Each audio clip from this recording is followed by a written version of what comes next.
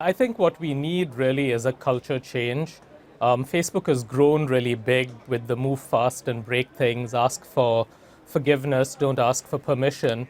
But right now, rather than thinking about managing investor expectations, what Facebook really has to focus on is making sure that they don't lose the public trust. I mean, this is a company that has government-like power across sort of a range of countries and in a range of domains. And if they lose the trust that both regulators and people have in them, then there's not going to be any advertising business model to worry about. I would actually say that those two things are the very same thing, that retaining and regaining the public trust is, in fact, retaining and maintaining the trust of shareholders, Nicholas. I mean, isn't that core to the company's platform, that it has users that trust the platform enough to keep engaging in it so that advertisers will then advertise on it?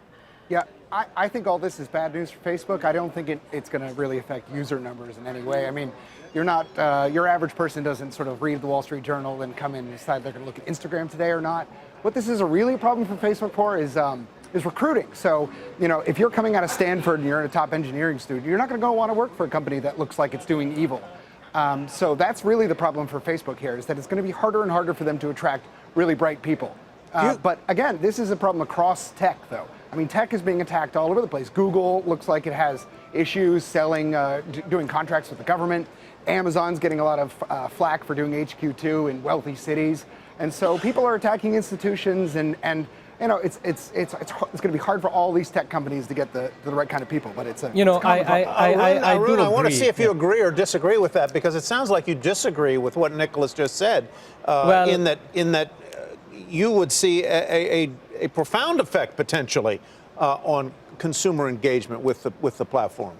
Absolutely. I mean, I both agree and disagree with Nicholas in that in the short run, we may not see big changes in the user numbers based on what Facebook does on the transparency and regulatory front.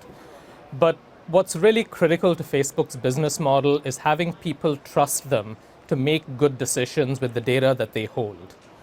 That's what leads to the profitable business model. That's what leads them to be able to leverage this data, monetize it with advertising. And if they lose that trust, if the government comes after them and says, here are a whole bunch of restrictions on what you can and can't do with the data, then you can have all the users you want, but you won't be able to monetize them.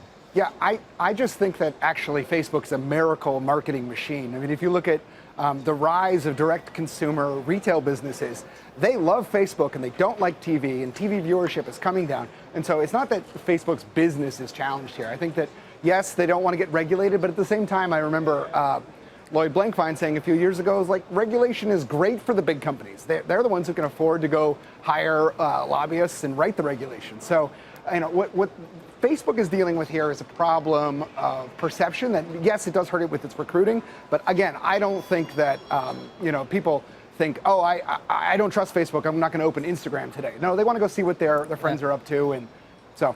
Yeah, but see, I think it goes a lot deeper than that, because whether or not, like, user trust is one thing, but not being able to monetize the data because you're shackled with a whole bunch of regulations does hurt Facebook in the long run, even if their user numbers keep growing. Because I think we're at the pivotal moment in the history of tech right now, where many tech companies have been born without a clear understanding of just how profound the effects they have on society are.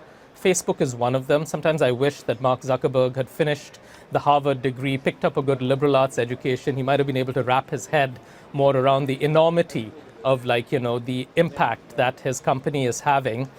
But what they really need to do is step back and think about, how are we going to be responsible actors in society when we have a scope of responsibility that is greater than any company has had.